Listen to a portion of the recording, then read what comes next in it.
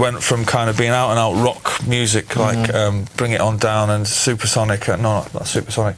It went kind of another way then. You know Classic. what I mean? Yeah. And I remember Just Live Forever was a massive, massive turning point in terms of songwriting, because before that we were kind of a bit scruffy and a bit, but good. But Live Forever was an undeniably great tune. Oh man, it still is. But, and even when it came out, like when Supersonic come out, and you know, if you weren't British, you wouldn't know what the big issue was, or gin and tonics, and there's kind of like British imagery in the lyrics. And the same with Shaker Maker, it's about an old 70s toy. But Live Forever announced us to the world, really, and the sentiments in that song mean as much to the people in Brooklyn as they do in Burnage. But that whole thing came out of the whole sentiment of the song. I remember at the time writing it, and in Utah had just come out, and Nirvana had a tune called I Hate Myself When I Want to Die, and I was like, I'm not that. I am not having But come on, the irony kind of been lost on you on that well, song. I don't do irony. It's like, I'm not having that guy. He's got everything that I want. He's got a big house, he's in the biggest band in the world, he's critically acclaimed, he can't love, he can have her, right? But he's got all the money in the world, he's on smack, and he wants to die. Well, that just won't do. Right. That will not do. Live forever. We're going to live forever, mate. What's up with you? Why, you know, you went into the studio and started making, you know, What's the Story, Morning Glory, like you say, with an established audience in place, but one that, oh man, I mean, you talk about upping the ante. When that album came out, it was all over, wasn't it? You know, in terms of sanity, in terms of, you know, privacy, in terms of everything, and everything that you wished for. Now, again, this is a time when a lot of bands tend to bitch and complain about it because they're like, wait a minute, I miss my old life, but you embraced it. No, it's what I wouldn't say I was born to do it, but, you know, I wanted the Learjet and Bubbles, the monkey, you know, and the Rolls Royce, and the and the fur coat, you know, and I wanted all. That's all. I wanted all that. There's like some, you know, yourself. Some bands, when they see success coming over the horizon, they get like rabbits in the headlights and think, am I worthy of this? Is it gonna? Is it gonna? You know what I mean? What about my girlfriend or what about?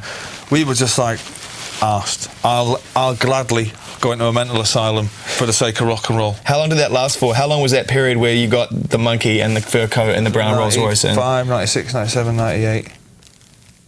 For me, it was 1, 2, 3, 4 and a bit years. It was insane. Yeah. And then they say that those kind of years can be a blur. Is that a cliche? Is that an exaggeration, or is it true? Luckily for us, Oasis were not shy in coming forward, so everything is well documented what we've done. You know, I don't remember the finer details, but I remember like the big things that about like the big gigs and the mad, outrageous statements at parties. You know, they're all on drugs, all of them. The Pope, he's a smackhead, he knows it. You know what I mean? All that kind of. I remember all that. But they were brilliant times because the whole thing was kind of running. The whole Morning Glory thing, it was running away with itself. You know, there was almost like 1 million albums every 6 months or something, and you were just holding on. But it wasn't. We weren't scared of it. It was brilliant. You know, I want a bigger house. You know, I want a bigger car. I want bigger shades. Come on, man. You couldn't have got bigger gigs. No. And their birth was like. No. And I mean, is it true that at one point you sort of, I don't know when it was during those gigs, when you sort of took a look at the crowd, or took a look at, maybe you're on stage, maybe you're side of stage, and thought, we might have actually have a shot here, because where do you go?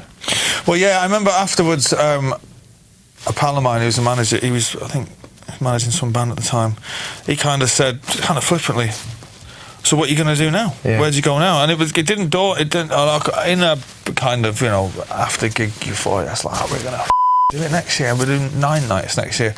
But then kind of thinking, well, what are we going to do now? You know what I mean? You can't. We've played everywhere. We've achieved everything that we've ever set out to do, which was to become the biggest band in the world, you know, and at that point we were. But I've always said, you know, you've got to be cool to be cool, you know what I mean? And we were just, it was too euphoric a time to be going, right, guys, we need to sit down and think here, man, where we're going. It's just like, no. And the money had just started coming in from Morning Glory. It's like, I owe it to the history books. We've got to go bananas here. This has got to go more mental. You've got everything that you could ever dream for in terms of the success and the audience, and you're getting luxuries, and like you say, most importantly as a band, the money's coming in, because you don't see that for a long time, and then all of a sudden you can buy a house, you can actually, you know, whatever.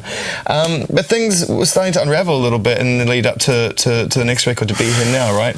We went to the States, and we shut and I say this only in hindsight, and this is where you've got to be cool to be cool. We should have walked off stage in Nebworth and announced that we were going to, you know, go away and reinvent ourselves and blah, blah, blah, and disappeared for 2 or 3 years, you know, and done a bit of living.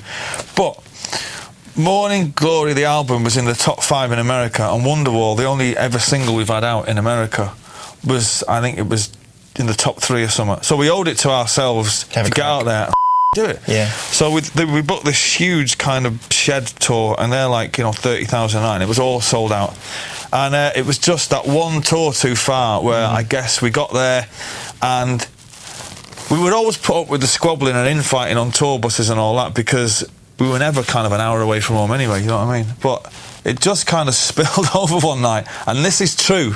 This is true. The whole thing collapsed over a really the jacket that Bonehead was wearing when Liam said to him on the back of the tour, but everyone's on where'd you get that jacket from? And he went, what's it got to do with you? And he went, I'm only asking you. And somebody piped up, it's anyway.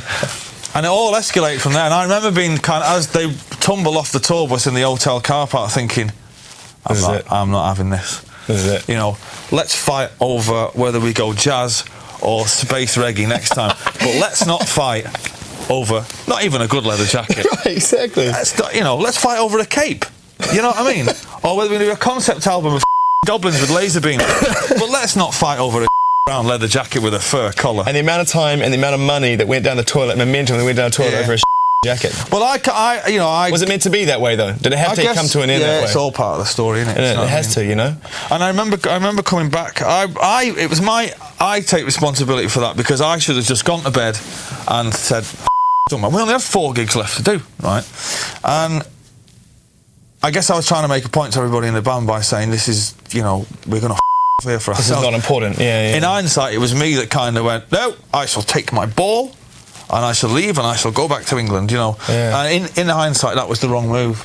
And it just caused an absolute frenzy. Only 4 gigs as well. Bands cancel and postpone gigs all the time. Halfway through tours, you got 4 gigs to go, and it made out like you guys had literally left America begging on the doorstep. Yeah. You know? Well, there was nothing else around at the time, and I'm glad that we were in that whirlwind, because, you know, if let's say the next bright young things go over to America and cancel 4 gigs, nobody will give a flying, you know. But unlucky, or whichever way you want to look at it, you know, it was on the front page of the Sun. Dude, that photo of you walking through with a Union Jack guitar is an iconographic image. Yeah, man. Whether you meant it to be or not. And the fact that you're carrying your guitar out of case. Yeah. I don't know whether you meant it that way, but I mean, you know, the symbologists will sit down and say that what you were stating to the press was, I am just a musician with a guitar in my hand, so back the Yeah. And even after that, we shouldn't have gone. Then we had like a week off and went straight into the studio to How did you regroup and go into the studio after something like that? I mean, what's the story? You just have pints and it's done. Yeah, it was kind of like a meeting round at somebody's house, and like, well, you were out of order. Well, you were out of order. Well, you said this, and I said that. Right. And then I think the speculation was that we were going to split. To end that, somebody had the bright idea of going into the studio and having a show of unity. And of course, we went in, and it just went. Is it that bad a record? Be Here Now? No, it's an absolute expression of its time. I can find a lot of merit in that album, and I like that. It hasn't got the legs of Definitely Maybe, right? And it hasn't got, you know, the glory of Morning Glory. But when you were there, when that record came out, you knew about it, man. And for that 6-month period, whatever it was, right, it sold 9 million copies. I would give my child, right? I would give my child to Satan if my next record sells 9 million copies. That is not true, by the way. That is not true. No, if you're watching, Satan. 9 million, and they were going on it. The Oasis bandwagon stalls at 9 million. It comes to an as I'm bouncing 2 chimps on my knee like that. Dude, the record industry right now would literally kidnap your child and sell it to Satan if anyone could sell 9 million records in a year. Yeah, when did you get off drugs? When did you decide to quit drugs? It was 1998. It was half-time between Germany and Italy in the World Cup in France. Right. And I got up from an heavy night the night before with a friend of mine who is of Italian descent, and a big fat and a red stripe for breakfast, and then just went, this is not good, man. And that was this is not good. And I kind of broke into the sweats and went, and I'm